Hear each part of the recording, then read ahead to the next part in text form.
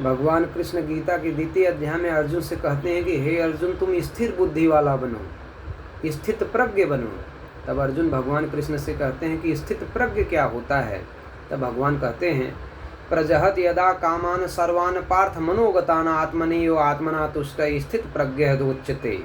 हे अर्जुन, जब पुरुष मन में स्थित संपूर्ण कामनाओं का भली भांति त्याग करके अपने आत्मा में ही संतुष्ट रहता है, ऐसी स्थिति में उसे स्थित प्रज्ञ कहा जाता है।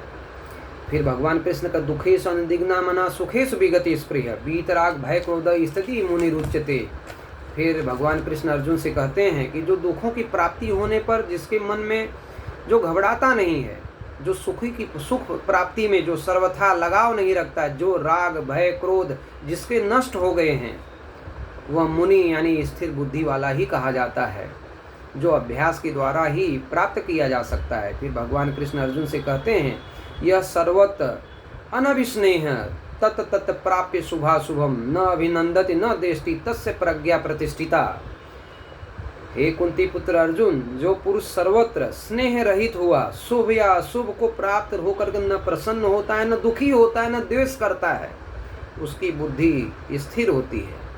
फिर भगवान कृष्ण अर्जुन से कहते हैं, यदा संहरते च अयम कुर्म अंगानि यु सर्वस इंद्रियानि इंद्रियार्थे तस्य प्रज्ञा प्रतिष्ठिता। जैसे कछुआ सब ओर से अपने अंगों को समेट लेता है, वैसे जब पुरुष इंद्रियों के विषयों से अपनी इंद्रियों को हर प्रकार से हटा लेता है, उसकी बुद्धि स्थिर हो जाती है, वह परम शांति को प्राप्त करता है।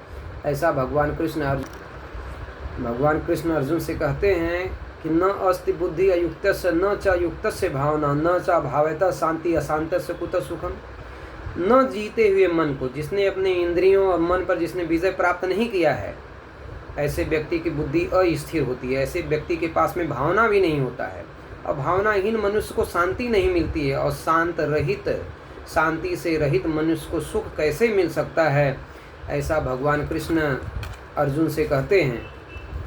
फिर भगवान कृष्ण कहते हैं कि तस्मादस्य महाभावो निगृहीतानि सर्वश इंद्रियाणि इंद्रियार्थे तस्य प्रज्ञा प्रतिष्ठा। इसलिए जिस पुरुष की इंद्रियां इंद्रियों के विषयों से रहित हो गई हैं, उसकी बुद्धि स्थिर हो जाती है। फिर भगवान कृष्ण कहते हैं कि आपूर्यमानम अचल प्रतिष्ठम समुद्रम आप प्रविशन्ति यद्दत् तद्दत् कामायम प्रविशन सर्वे स शांतिम आपनोति न काम कामी।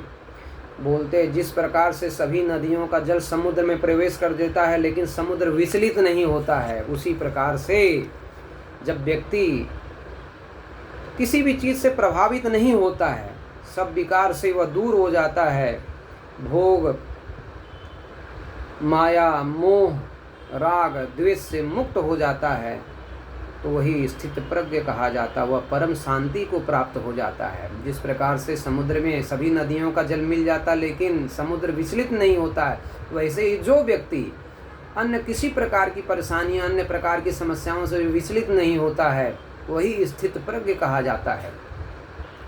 फिर भगवान कृष्ण अर्जुन से कहते हैं कि विहाय कामान सर्वान पुमान चरत निष्प्रिय निर्मम निरंकार स शांति अधिगच्छत। जो पुरुष संपूर्ण कामनाओं को त्याग कर ममता रहित अहंकार रहित स्प्रिय रहित होकर के विचरण करता है, वह शांति को प्राप्त करता है, वह परम शांति को प्राप्त कर जाता है। इसलिए हे अर्जुन, जैसा मैं कहता हूँ वैसा ही तुम करो, तुम स्थित प्रज्ञ बनो, और स्थित प्रज्ञ बनोगे तुम्हारा मन शांत हो जाएगा और तुम्हारा मन अपने कर्म करने में तुम्हारा मन लगने लगेगा।